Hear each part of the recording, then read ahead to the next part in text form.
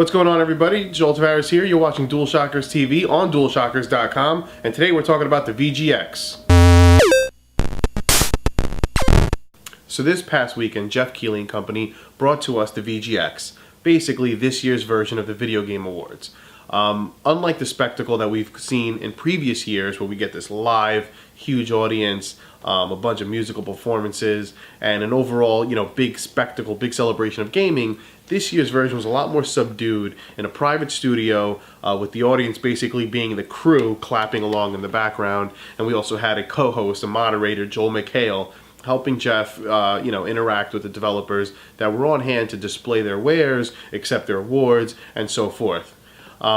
What I can say from the beginning, what hasn't been said already by the internet, they pretty much chewed up this award show. They ate it alive. It was filled with tons of awkward moments. There's a 6-minute YouTube clip that you can look up full of just awkward scenarios that took place through this 3-hour gap of time. So that's already been said. I don't think it needs any further abuse going towards it. Everyone's made their comments already. If anything, this is more about focusing on what's going to fix the award show going forward. Hopefully we get Jeff watching and he can make this pitch over to whoever needs to make it to, because as it is right now, the award show is a train wreck.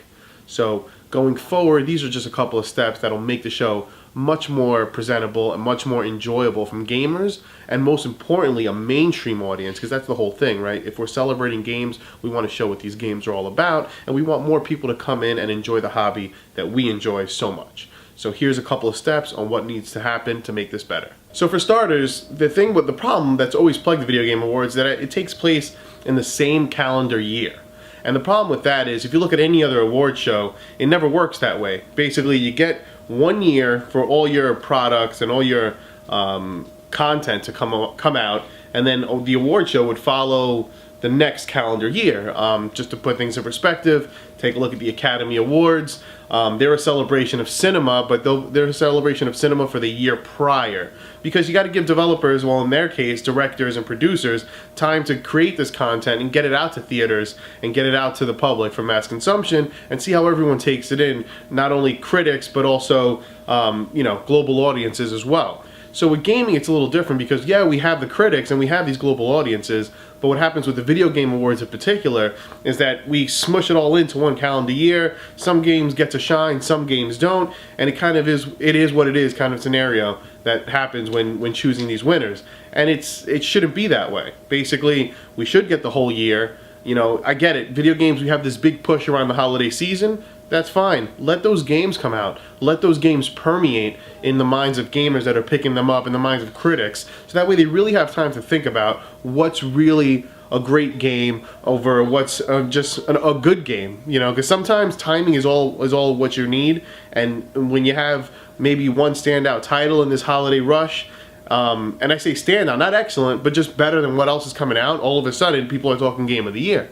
It may not be the case. It may be the case for some, it may be your opinion, but certain games outshine one another just on the timing and what's released around them in the context of what they're releasing. So by doing it this way and making setting a distinct cutoff for the year, I think the Video Game Awards would establish itself as a more serious award show. Step 2. Viacom and game trailers need to come to some kind of better agreement than what they currently have working right now. As it stands, the VGX, when they aired, was an online-only stream.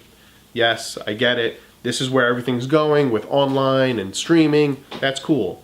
But when you're trying to spread something out to the mainstream, nothing beats a live broadcast. So whatever disconnect is going on between Viacom, Spike TV, and game trailers needs to get mitigated, and quickly, because now I had people, saying, oh, I wanted to catch the Video Game Awards. When were they on? People had no idea they were even happening this year because there was no mention of it on Spike. There was no mention of it on TV. And, the lack of a live broadcast is a big issue. Yes, digital only is great, but there's something that you can't take away from live. So whatever's going on, Jeff, if you have to repitch the show, whoever's in charge of pitching from game trailers to Spike to Viacom needs to make that happen. We cannot be online only. It just basically it's a 1 step forward and 3 steps back for the award show, and even more so maybe even the industry. because we're going to this online, not inclusive experience when we always had broadcasts in years prior. Step 3. Game Trailers really needs to get these developers involved and excited about the Video Game Awards again. Yes, they had their interviews, they had people show up to their in-house studio where they interviewed them one-on-one, but I felt like the support of this year's award show in particular wasn't as strong as years prior.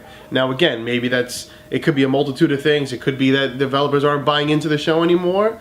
It could be the transition that we're doing into next gen, well now the current gen, because again, these consoles, the 360, the PS3, they're still kind of going strong and they still have titles coming out. So it could be a case where developers don't want to give away their whole hand, so to speak, and with the next gen stuff that they have coming, and they want to make sure that these titles that they've been working on for the last 3 years can still make some kind of impact on current gen consoles like the PS3 and like the 360.